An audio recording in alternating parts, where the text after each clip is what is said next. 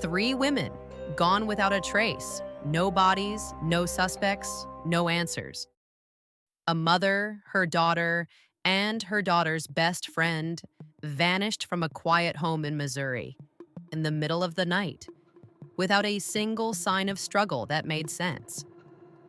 This is the story of the Springfield Three and how 3 lives disappeared in one night, leaving behind a house full of clues that only raised more questions.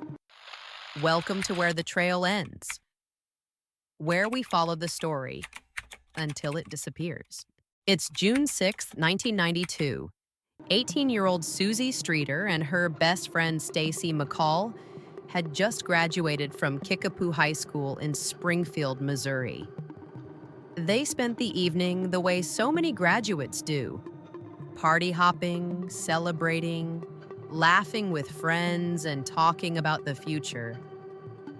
Originally, the girls planned to stay at a hotel that night, but the hotel was overcrowded with other graduates, so plans changed. Shortly after 2 a.m., they decided to stay the night at Susie's house, the home of Susie's mother, Sherrill Levitt.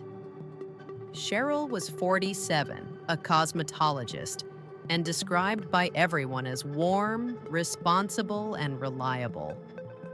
She had been at home that evening talking on the phone before going to bed. This moment, the girls deciding to sleep at Susie's house, is the last confirmed action we know for sure. By morning, all 3 women were gone.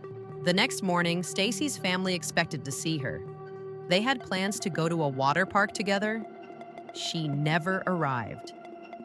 At first, nobody panicked. It was graduation weekend. Teenagers oversleep.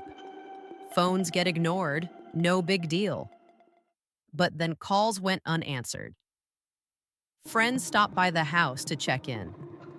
What they found was unsettling. Inside the house, nothing looked violently wrong. There were no obvious signs of forced entry, but the details were disturbing. All 3 women's purses were neatly lined up together. Susie and Stacy's makeup, clothes, and personal items were still inside. Sherrill's bed was unmade, as if she had gotten up suddenly. There was a broken porch light globe, and someone had swept the shattered glass into a small pile. But no one knows who did it. Their cars were still in this driveway.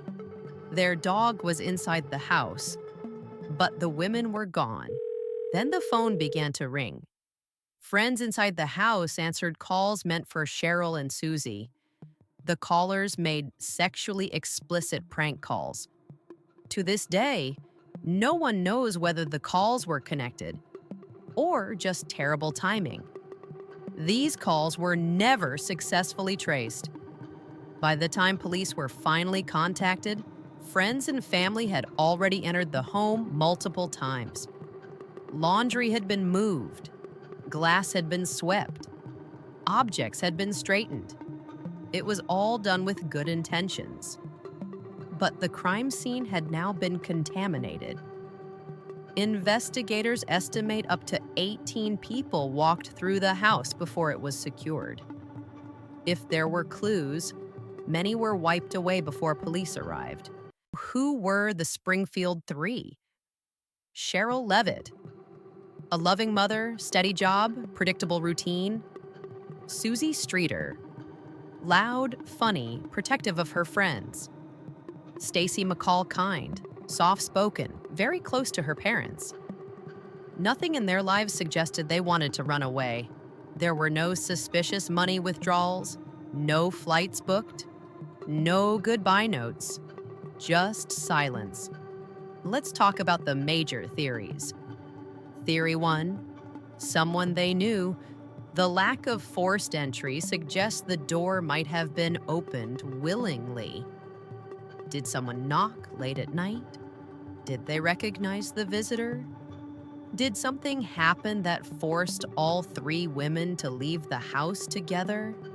This could explain the calm state of the home, but it doesn't explain how three people disappeared without waking neighbors or leaving evidence. Theory 2, a serial offender. Some have wondered if a known predator in the area could be responsible, but no confessions, no matching DNA, no proof. Nothing tangible has ever connected a specific serial killer to this case. Theory 3, the concrete burial theory. A tip later claimed that a body was buried beneath a hospital parking garage, poured shortly after the women vanished. Ground-penetrating radar detected anomalies consistent with possible graves.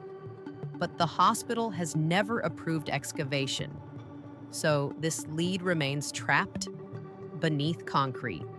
There are no confirmed sightings, no calls home, no trace of life after June 6th, 1992. Three women walked into the night and left a mystery that has haunted Springfield for over 30 years. What do you think happened to Sherrill Levitt, Suzanne Streeter, and Stacy McCall? Let me know your theory in the comments. Thank you for watching. This is Where the Trail Ends.